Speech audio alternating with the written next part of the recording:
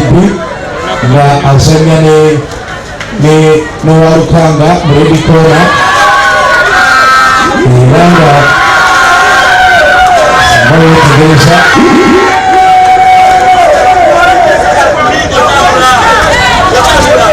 Francis Tiana Kiratu Boxing Club Women.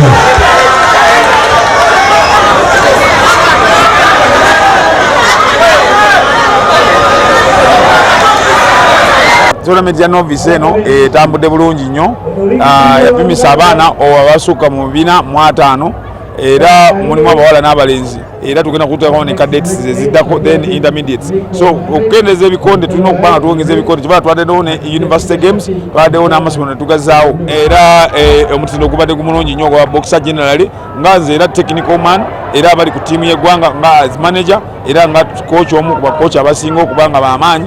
Ndaba yaddala nga omutindo gw'abaana abazannya ebikonde balinga abazannyako edda nti ebikonde